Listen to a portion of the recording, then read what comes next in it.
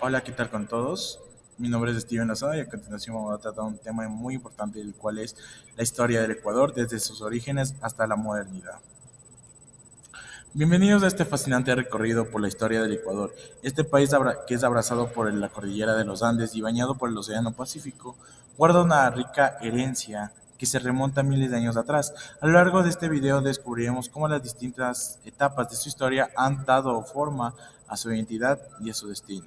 Comencemos en la época precolombina, cuando el territorio ecuatoriano estaba habitado por diversas culturas que dejaron un legado invaluable, como lo es la cultura Valdivia. Por ejemplo, es reconocida como una de las más antiguas culturas de toda América Latina, destacándose por su avance en la cerámica.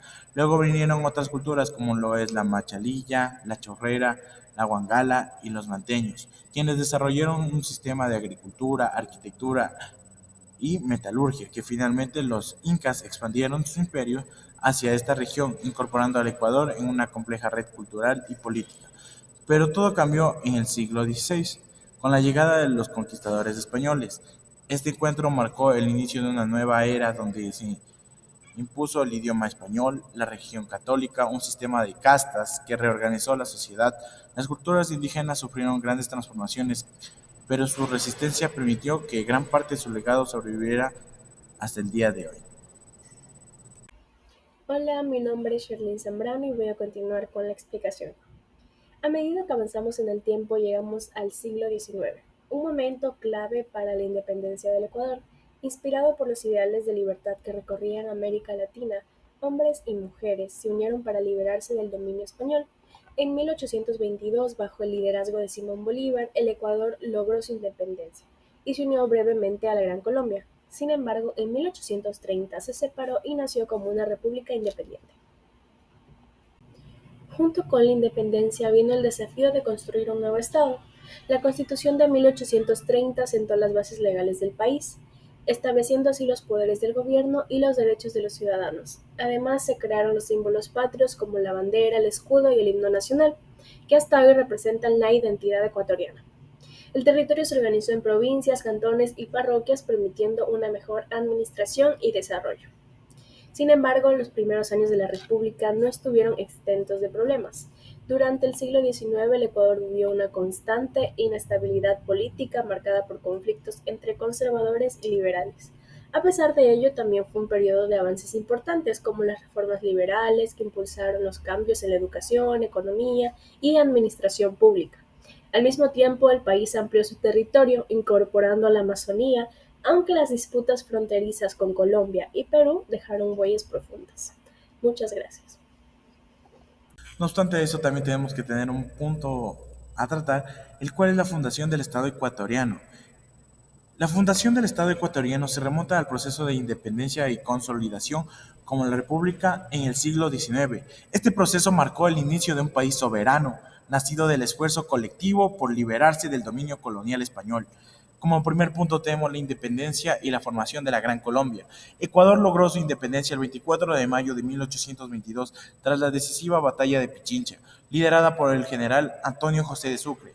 Este hecho aseguró la emancipación de Quito y permitió la incorporación de los territorios ecuatorianos a la Gran Colombia, una república que también incluía a Venezuela, Colombia y Panamá, bajo la visión unificada de Simón Bolívar.